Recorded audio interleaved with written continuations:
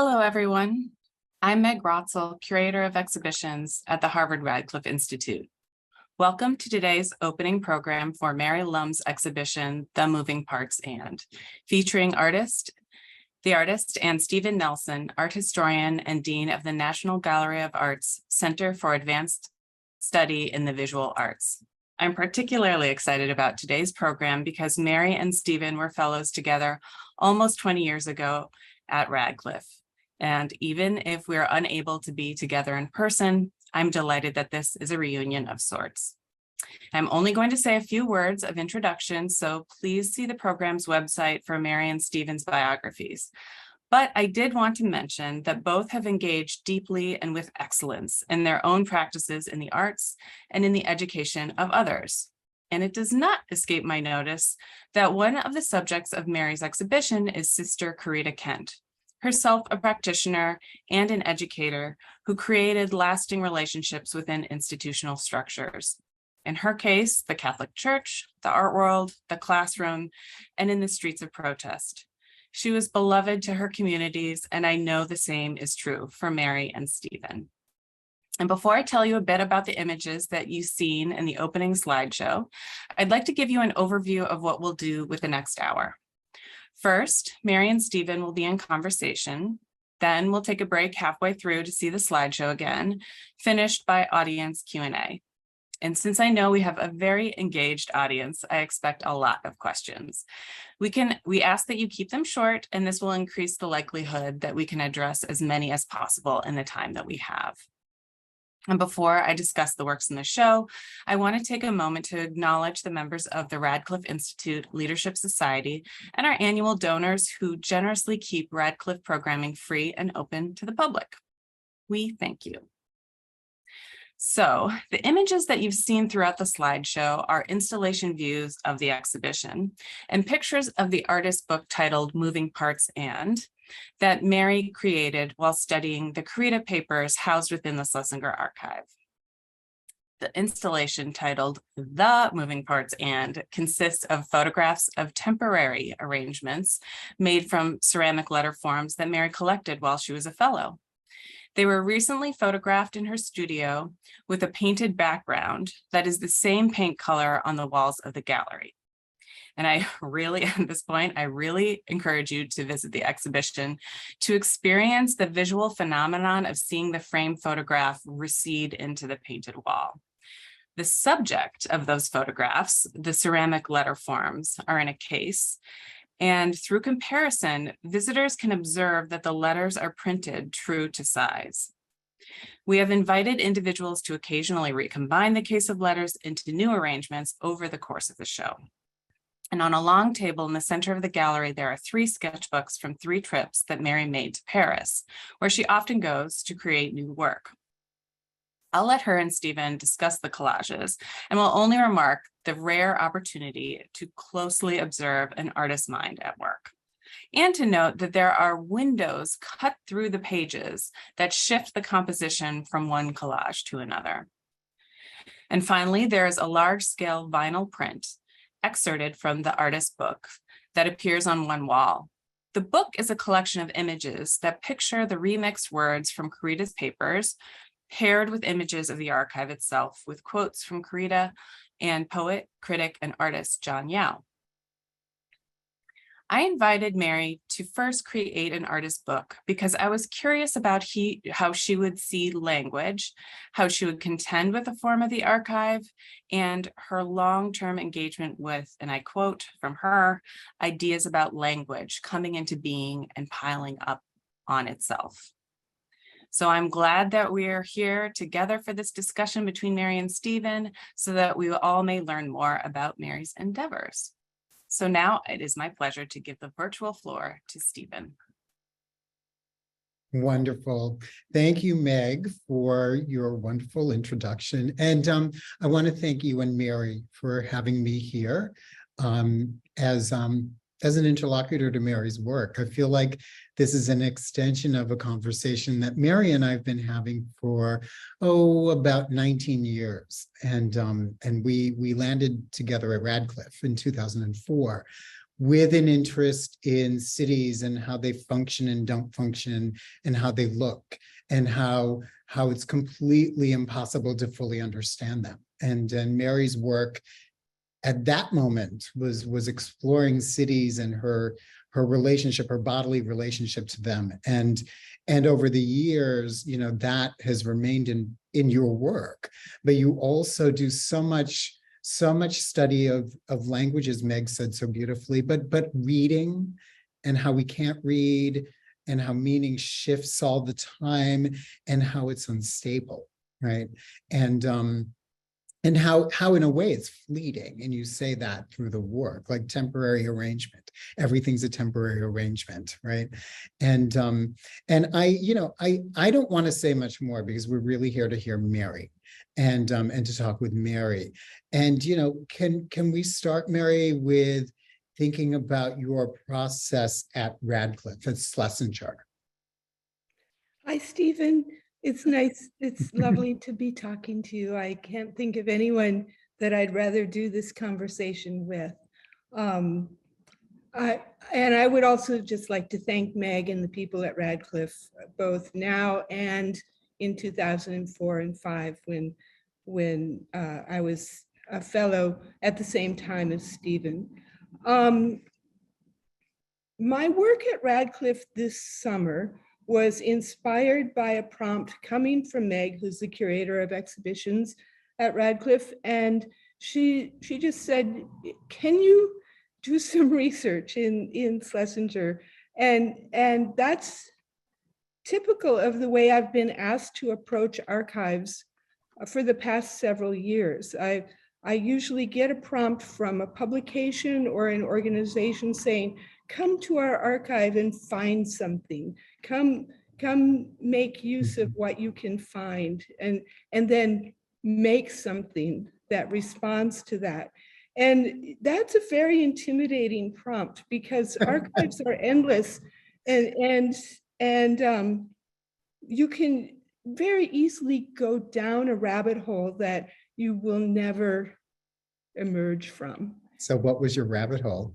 Okay, well, the Radcliffe, the storage, the stacks of the Radcliffe archive are in what used to be the college swimming pool. That's where they're stored. So I was taken by an archivist down to see where all the boxes are kept.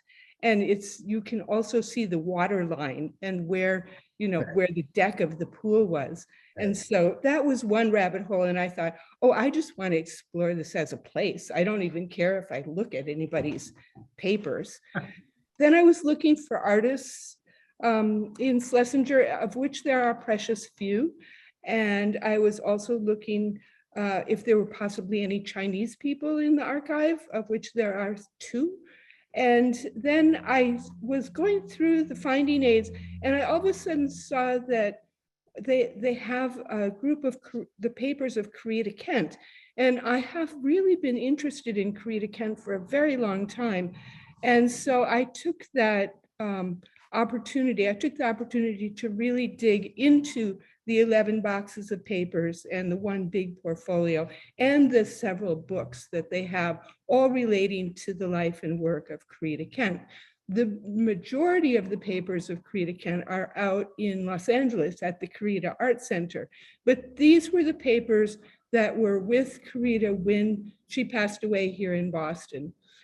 Or there in Boston. I'm not actually in Boston, so I was given a month, the month of July last summer, and I just spent that month every day, every hour that Schlesinger was open, going through the 11 boxes of papers. And I would go through a box and send it back, and then do the next box, and then take the first box back again. And what I found, and I was doing my research not as a scholar. So many people, not so many people, have been some brilliant people who have written and done work on the life and work of Corita Kent. And I didn't feel like I needed to add to that scholarship. And so while I used the scholarship to inform me of what I was looking at, I didn't want to do scholarly research. And I never really approach an archive from the point of view of a scholar. I approach an archive from the point of view of an artist. I am actually more interested in what an archive looks like than what it contains. And so when I was going through Corita's papers, I took a lot of photographs. And then I was given an office in Byerly Hall where the Radcliffe program is housed. And I would go back after 3 o'clock when Schlesinger closed, and I would print out a lot of my photographs, and then I would start cutting them up and reassembling them.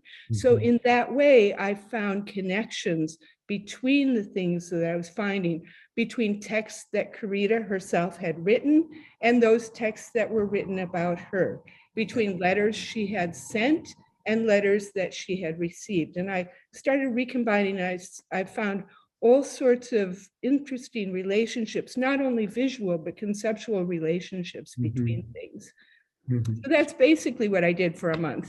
It's an amazing process, but when we were talking, and in full disclosure to our wonderful audience, we talked for a really long time last week, and you're getting a glimpse of what we talked about, and you talked about reassemblage, and you talked about the MoMA show, right, from 1960, the art of reassemblage, and you talked about its interweaving of images and text, which is something that is actually really fundamental to your own work, right? Can you talk to us about what that does for you as a maker and what you hope it does for us as viewers? The sort of the rearranging, taking apart, putting back together, collaging, and the like. Sure, I would love to talk about that. I've never been an artist who is interested in a linear read. I've never been someone who wants to look out at the landscape and show you what I saw. I admire people who do that. I admire and love the act of observational drawing, but that's not what I want to present as work in my practice. So what I'm interested in are the things that you see out of the corner of your eye and on the periphery. In September, I was in London and I went to a great show of William Kentridge's work at the Royal Academy. And one of the phrases in that show that kept sticking out at me was, find the less good idea, find the less good idea. And I recently watched a lecture by Kentridge, and he said he hoped that didn't translate into finding the least good idea. But he's developed a whole institute of, or the Center for Finding the Less Good Idea, which means those things on the margins, those things in the periphery, those things that are between the lines. And so even when I was more focused on walking around cities and taking photographs of places where color and shape came together in situations, a kind of updated situationist practice. Right. I was trying to find the things that no one else would see, or that only I could see because only I was attracted to this orange with this pink, or this. And so when, so yeah, that's how I think about what it is that I make now. I try to make things visible that might have been or would have been certainly on the periphery. Yeah, and it's fascinating, right? And you talked even in those ways about sort of the things that we don't notice, that only you notice, but also and I'm coming back to sort of reassembly, right? And thinking about your work at Oxford. Right. Where you had all of these alphabets and all of these languages from antiquity to the 18th century, from Africa, from Europe, from wherever, and you started sort of melding them. Yeah, that was a really interesting project and remains interesting to me to this day. I don't know. I got a message from someone who had recently walked by the tapestry, and he said it made his heart sing. So I thought, okay, somebody's looking at that thing. That tapestry is located in an interstitial space between a 17th century library and a 21st century brand new library and study center. This is the passageway between those two spaces. And so in taking texts from antiquity to the 19th century, I was able to kind of bridge the gap and also fill the gap. I mean, bridging the gap, making the gap, and then bridging the gap is what the tapestry actually does. Because in vertical strips of text from all different time periods that have the qualities of the archive, the color, the sensibility, whatever can be made in tapestry, you know, I tried to get the paper colors and the feelings of the various texts. Tapestry has its own joys and limitations in that sense. And this was jacquard woven tapestry, so it was not handmade. And so whatever the machine also could do with the fibers that it was able to process.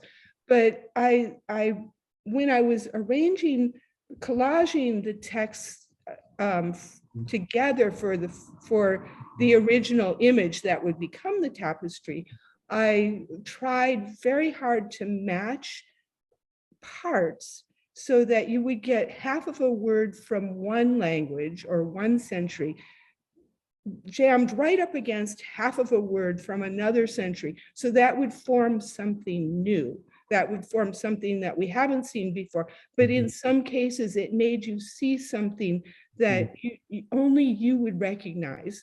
So I don't know what every viewer is seeing, or if they're even seeing those kinds of juxtapositions. But all of a sudden, if it works in an ideal way, you see something that only you see and only and that you have never seen before. It's so amazing. And it's so, I mean, I feel like you know, between those spaces, there's a kind of architectural ellipse. Right. And you're sort of helping us to fill in the ellipse, but there will always be ellipses. Right, exactly. You can never, you know, right? But you know, I want to come back to the archive. And when we were talking about the archive, and you said quite beautifully that you were coming to the archive and looking at it with an artist's eyes. And but then we started, talking about the lives. Because in the course of looking with an artist's eyes, you're still learning about the person whose papers you're looking at, right? And we started talking about Corita Kent and the gas tanks that I grew up with in Boston. And but also what you were learning and how that helped you tell stories, because there's still this kind of piece of narrative, right, that we may not get, but you do, right? It's the thing that only you get, right? And I would love to hear you, talk with us about stories and these works and these archives as a kind of way to tell a story that we might not understand.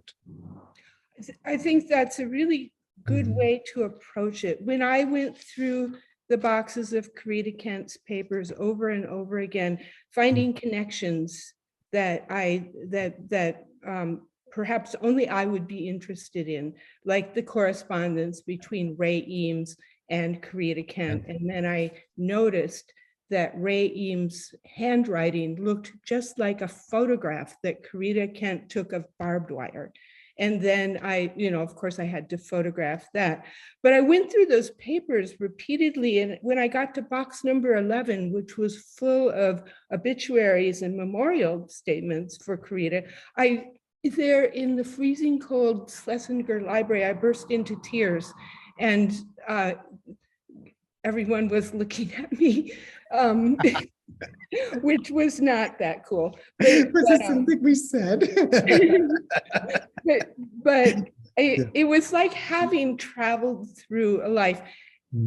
I think I don't want to be as self-centered as to say I saw myself in those papers, but I did see a lot of connections between Corita was a pioneer in her revolutionary use of text and the experiments with the reversals of text. Jennifer Roberts writes very articulately and eloquently about this in her essay in the catalog of Corita Kent's work put out by Harvard and from the Harvard Art Museums. And Julie Auld also writes very beautifully about Corita Kent's life in activism. And what I saw in those papers was this kind of connection to design, to letter forms, to the sense of experimentation, to the willingness to go against the grain and not behave properly as a nun, not behave properly, even though Vatican II had come to pass. The Archdiocese of Los Angeles was not having any of it. And so Corita Kent was really having to go against that grain of the Catholic Church to do the work that she did. And that's what eventually made her decide to lead a secular life in 1968. So, I mean, it wasn't the only thing to decide. But also, you know, you start again in archives going down these rabbit holes. So I discovered just through looking into various things, and you know, when you're studying in an archive, it's not the only thing you're doing. You're also reading the newspaper and you know, walking around town and doing. And I came across these facts that kind of thrill me, and I don't, if I were a scholar, I could really do something with them. So in 1968, Corita left the Catholic Church and moved to Boston permanently. In 1968, Ray Johnson left New York City, moved to Sag Harbor on Long Island permanently. These were the places where they both, you know, they went to the places where they would eventually succumb. And 1968 was also the year that Joan Mitchell moved to her final location in France to do her life's work. And they all died at the age of 67. I mean, you know, why do I know this? Why do you know that? You know, those are the kinds of connections that are really interesting to me. And I wish that I knew what could be done. Before doing the work in Schlesinger, I had done some research about the life and work of Ray Yoshida in the Smithsonian American Archive. And again, in that research, I found such connections between Yoshida's existence as an artist and my own existence. So, you know, we won't go into that because there's not that much time. But I think when you go to an archive as an artist, you're not only looking to find out about the people or the things that you're researching, whether it's the art of assemblage, whether it's Ray Yoshida, whether it's ancient texts in Oxford or Corita Kent. You're also looking for a story that helps you tell yourself something about yourself. So it's kind of whatever it is. It's which is, well, you know, but I think that that's really interesting, because what you've done is that you've just sort of figured out these things about yourself, right? But your artwork is not autobiographical in the sense that we are, you know, so that Mary is sort of, you know, opening up her life to you know, receivers and viewers. You know, we're not going into the gallery at Radcliffe to get that story. We're not getting that story, right? Right. And so, but it feels to me like part of what you do, right? Part of language sort of doubling over and layering and sort of bumping into itself and not making sense a lot of the time comes from those stories, right? Comes from trying to figure out, it's a kind of figuring out of fragments. Right. And your work is fragments, right? It's only fragments. It's only fragments. And so, and we talked a little bit about the title of your show and all this, but just today when we were going through the slideshow, which we will show again in a few minutes, the titles to the photos of the letters, you know, that you're calling them temporary arrangements. Mhm. And it just didn't dawn on me until like 20 minutes ago. that you were calling these things that. And I thought, oh my God, you have to talk about that. You have to, you know, please talk with us about that. Talk about that title with those twisted forms that are unreadable. Mhm. And that, you know, we see splayed out in a case in the exhibition. Like they're all there. Those photographs are all temporary arrangements. I literally had the pile of fragments here at my work table, and I would put 3 or 4 or 5 of them together, photograph them, and then shove them back and put 3 or 4, you know, put them together in another way. So they are temporary provisional arrangements. What the little structures do or try to do is they look like drawings in space or gesture drawings. They also look like little architectures or, you know, the first letter of illuminated manuscripts. They try and be or corporate logos or they're the rearrangement of parts, hence the title, the movement of what's the title? The moving parts. And so, but what the little structures ask us is something totally different. They ask us questions like, what am I? You know, what do I mean? And can you understand me? And what is my job? Or if you wanted to put it in more human terms, who am I? What is my name? And have you seen me? You know, and so I'm hoping, I always told my students, you know, have a conversation with your work, have a conversation, but if, you know, make your work speak to you. And this is what this work says to me. What the hell am I? You know, why do I exist?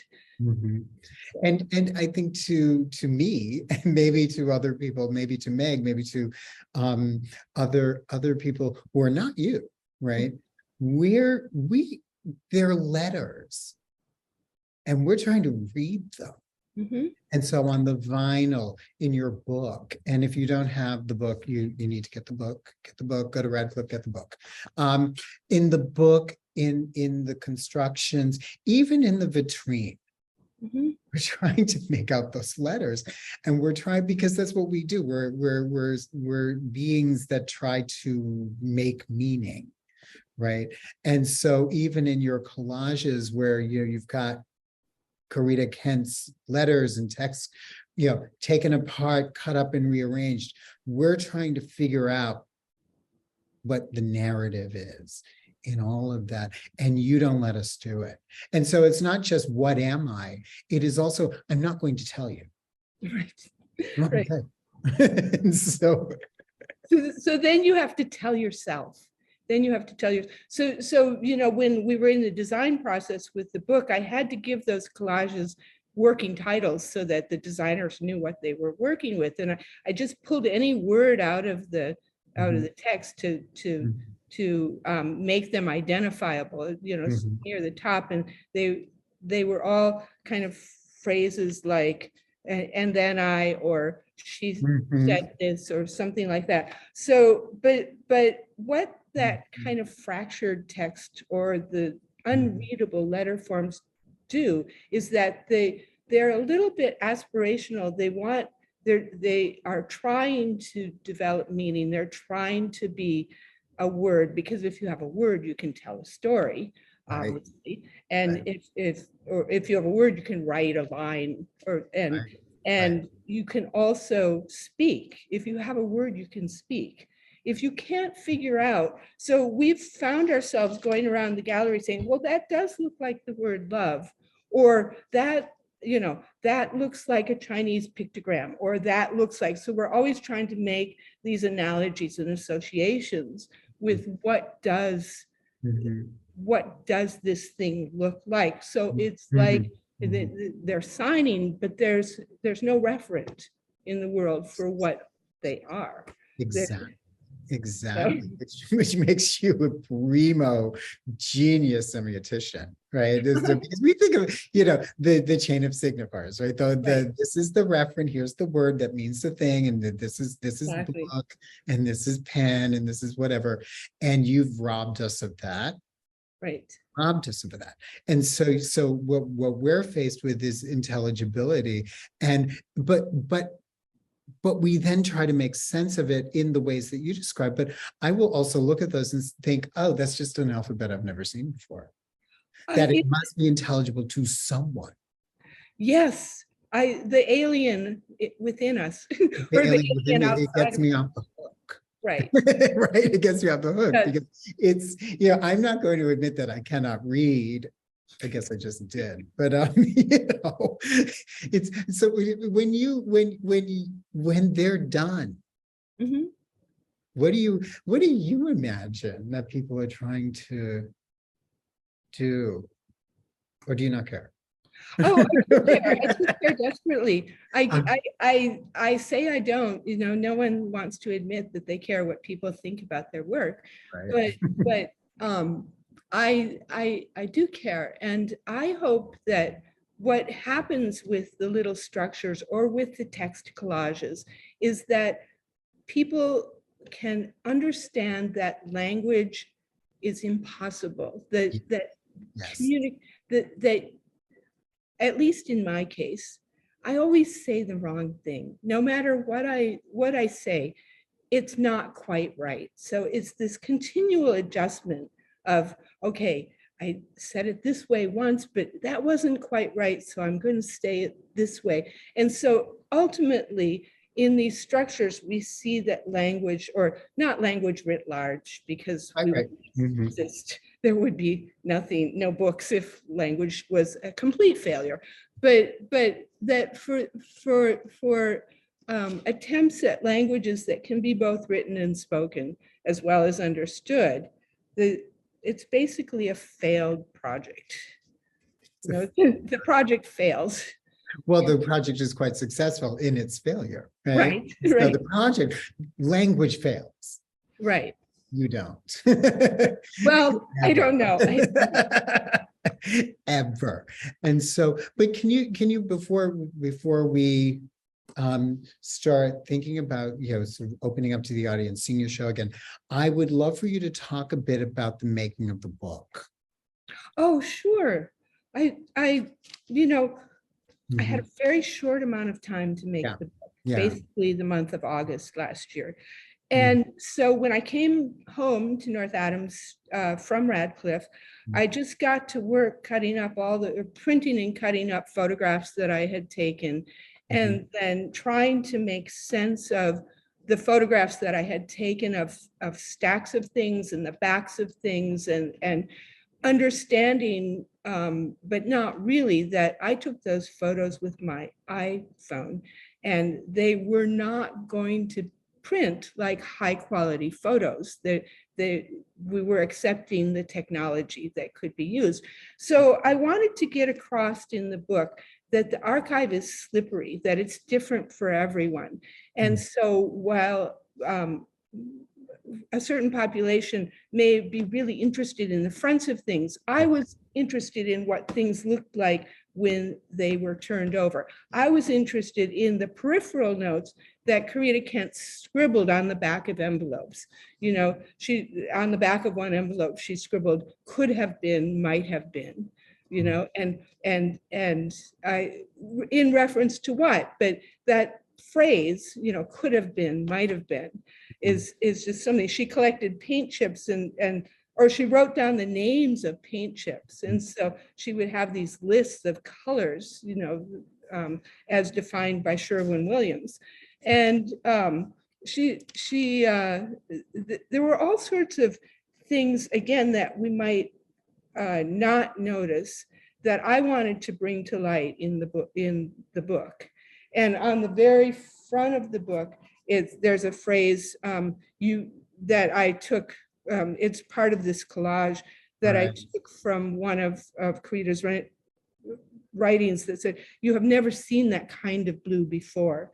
And so we knew that if we were going to put this collage on the front of the book, we would have to surround it with blue. And then that refers back to the quote by John Yao about what happens when you look up at the sky. That it's going to consume you. And so through this, we tried to develop a rhythm of both the collages and the photographs going through the book. And the book itself is like a document of my research, but it's an artist's book, but it isn't.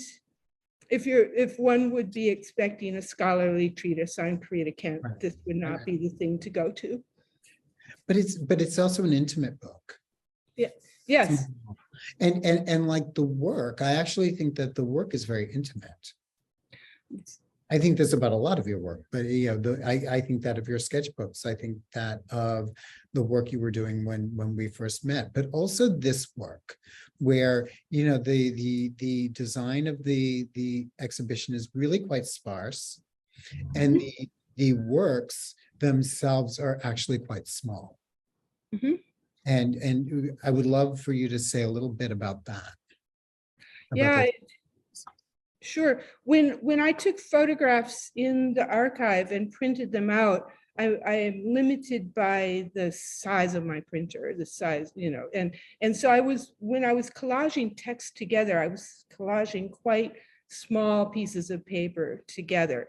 And hence the original collages, while beautiful and tactile and everything, they're quite small. And so we tried to reproduce them in as close to the original scale as possible. It wasn't possible with all of them because the book, because of the size of the books, the size limitations of the format of the book. But the smallness and the intimacy is not created within the book. The original work is that small and intimate too. And then I think the whole act of taking a photograph, Charles and Ray Eames said, or Ray said, Eames said, taking a photograph is a way to have your cake and eat it too. It's a way to covet without coveting possession. So taking, of course I wanted to steal from Schlesinger that letter from Ray Eames to Corita Kent. I want, but taking a picture was the next best thing to doing that. So there's kind of intimacy there. There's an intimacy there, and it's an exchange in a way. Right. So this is a good moment to reintroduce your work through reshowing the slideshow. So can we see the slideshow again, please?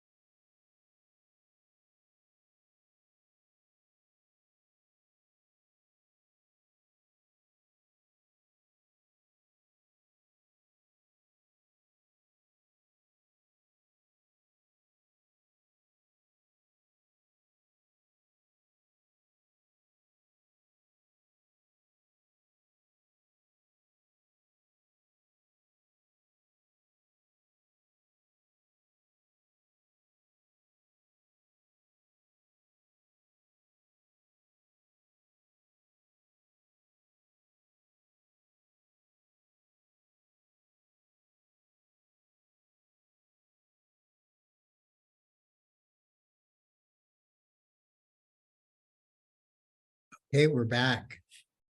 And so I'd like to open it up to questions from our audience. And there's one that I think is really, well, they're all really interesting, but one really jumped out. Thank you for your remarkable work, Mary. Can you speak a bit about the ways that the work may speak to or about time? There's something in your work and practice that seems to challenge a standard expertise of the temporal for me. Oh gosh, I love that question. It has to come from either a musician or a poet. Because time has to do with line breaks and cadence and all of that, and I think there's a great I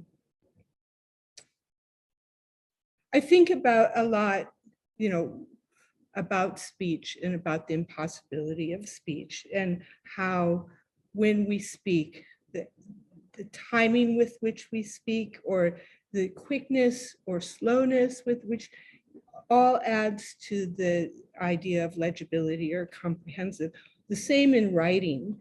The faster you write, the less legible it might be. Or there's the whole field of concrete poetry, which takes words and uses them as time markers as you progress down or around a page. And so I think I don't think about time a lot, except the amount of time it takes to make things, or the amount of time that passes when I'm making things, and especially when I'm making these text collages. I don't think that's the best answer to this question, but it's something that what do you think, Stephen? I think it's a very good answer to that question. And it's, it is interesting to think about your work and to think about time. And I think that what you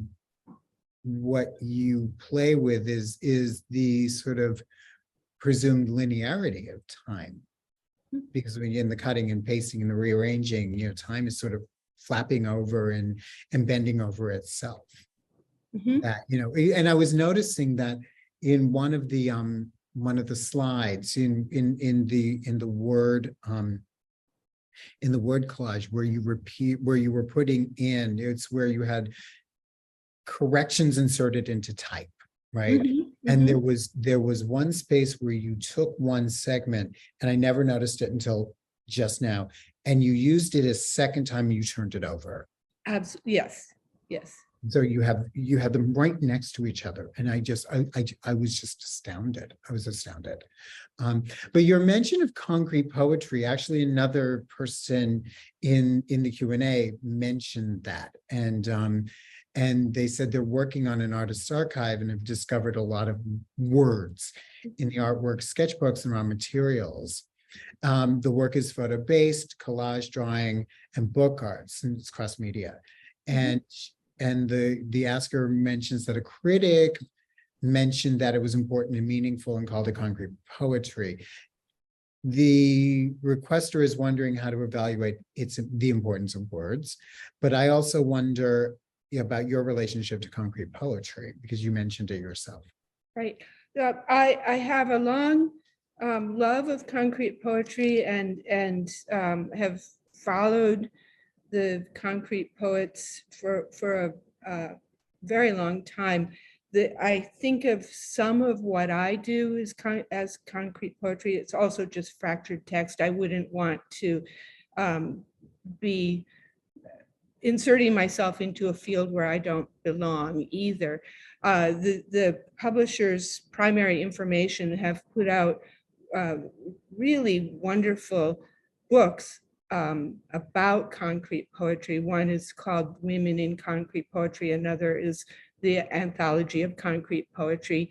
And I would just encourage the person who's asking this question to look into that as a real branch of certainly poetry, but also of visual art. there's, Mm. it's kind of a thing Mhm. that straddles or belongs to two fields. Yeah, I think that's such a great way to look at it.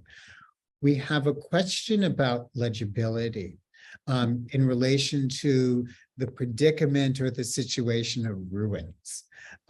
It seems that most of your collage material retains evidence of its former use. You make something of things past, or things past and repurposed, touching and speaking again, the formally touched and spoken. And so I think the question is about the difference between appropriation and repurposing and using what you find, things along those lines. I love that question. The formerly touched and spoken is it's a beautiful phrase. I'm just writing it down because that does imply a kind of wornness or a kind of or not even a kind of a previous use. I just adore the idea of ruins. I think they're absolutely necessary. The recently deceased architect Arata Izozaki said, maybe the building needs to fall down. Maybe there is no way to keep it from falling down, and I think this kind of, the thing that I do is I destroy things in order to rearrange them or reform things. I recently did a podcast with the Clark in the Foreground series, and I kept talking about my Chinese painting teacher telling me to create and destroy and create and destroy. And I got a little that was anyway. But I do love this act, the idea of things falling down, and maybe they're supposed to. Yeah. Well, you deconstruct to reconstruct. How's that? Right. That's good. That's good. I like that much. Looking like a true art historian. Let's see. We have lots of questions, actually. I love this work. My question, the letter fragments you photographed are obviously gravity bound. Though the collaged language fragments are not. Did you feel something different when you were working with physical letters? I really did. I thought of the physical letter constructions as little temporary pieces of sculpture, and I am totally not capable of making sculpture, but this was my way of kind of attempting to arrange physical parts. The ceramic letters are also fragile in a way, so I remember when you were buying them. I know the fragments, and in the course of making all these photographs, I would drop fragments and they would shatter, and then they would just become more fragments. But there was only one fragment that I actually glued together again because I couldn't stand the possibility that fragment would not exist as its exact fragmentedness. but anyway, when you destroy a text or a printed, something that you've just printed off your printer, it's easily replaceable. You've destroyed something, and except for the idea that paper is so ecologically unsound these days, that you still are allowed to have a second chance or repeat things and redo them. With these little fragmented constructions, they did feel very physical and really new to me. The way I got interested in making them is that I was just in my studio. A poet was in my studio, and I was trying kind of desperately to show her something that was interesting about what I did. And I had the fragments piled in a pile on one of my tables. And I said, well, look, there's these things, and you can just put them together in little constructions. And then all of a sudden I realized, oh my God, you can just put these things together in little constructions. And where I had been Mhm. before trying to make flat words with them, Yes, I all of a sudden realized the three-dimensional possibilities in them. that's amazing. It's So, amazing. So we have a question about the installation at Radcliffe, and that is, can you talk about why the gallery is painted the way it is? good question. Great. Good question. That it's twofold. Mhm. One is that I consider the walls of a gallery really part of the exhibition. It's not just what you hang the work on, but it actually becomes the carrier for the work, or the walls could be the work themselves. So there was one moment when the walls were freshly painted, and I said to Meg, okay, we're done. We're done. This is the show. And of course, I had to like back that up a little bit and say, Mhm. no, I'm kidding.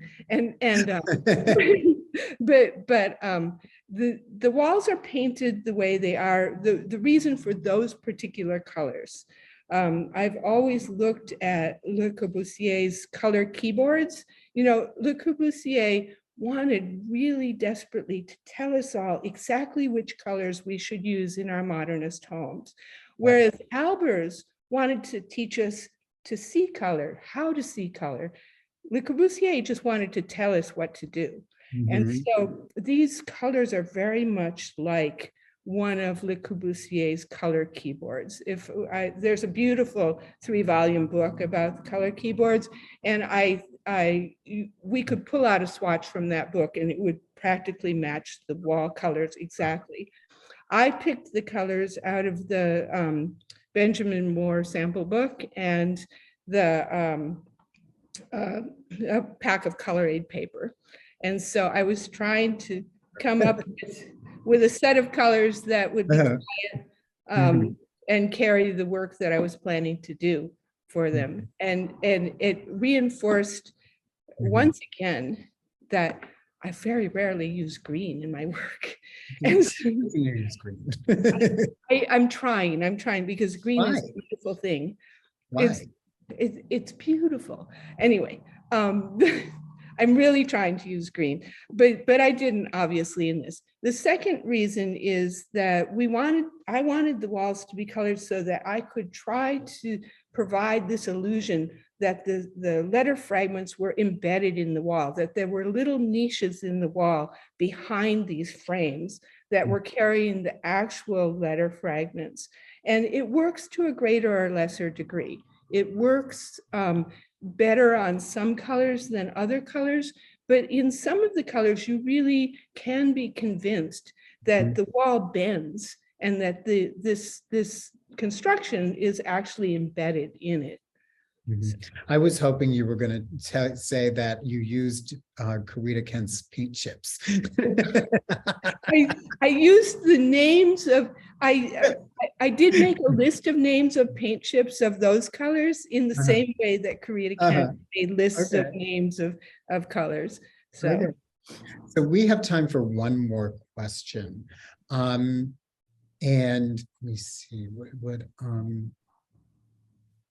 there was a question about understanding how do you feel about the differences that viewers are going to bring to your work, vis-a-vis your intent. Oh, I love that. I wish every viewer would then write an essay to me about what they saw, because I'm sure people are going to see different things. I've had shows before where people have left the gallery angry because of the unreadability of the work, because of the absolute frustration of viewing. But I think in this work, the gallery at Radcliffe is a pretty intimate and welcoming space, and plus there are 2 big windows at the end of it, so that you don't feel like you can't escape this kind of unintelligible language system that you're entering into. Also, the sketchbooks that are in the gallery, the viewers are going to be able to handle them themselves. So they're my sketchbooks, but we put some white gloves on the table And whether viewers use them or not, I don't know if that will happen, but people are going to be able to page through the sketchbooks. So there's going to, I think there will be a lot of different reads to what the work is about, and that's just great. That's fine with me. I sometimes dream of being an artist who had something so direct and specific to say that an alternate read would make me cry. But I think that everyone is just going to get something slightly different out of the work. So. I think that is a beautiful note to end on. And I want to thank you, Mary. And I would like to pass things back over to Meg Rutzel, who will take us out. Thank you.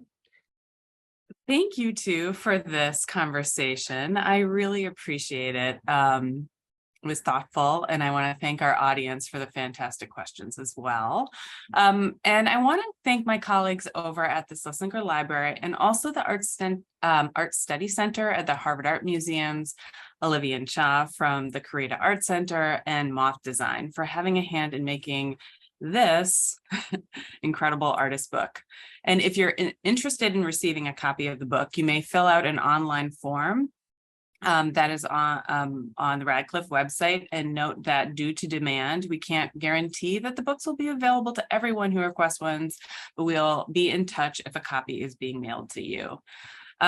Registration to visit the exhibition, The Moving Parts And, is now open and can be accessed through the Radcliffe website, radcliffe.harvard.edu.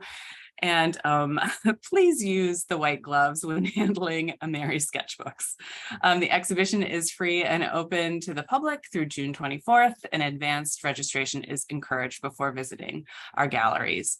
And finally, today's program has been recorded and will be posted in about a week. And for information about upcoming Radcliffe programs and to see videos of past events, please visit radcliffe.harvard.edu. And thank you again for joining us today, and take care.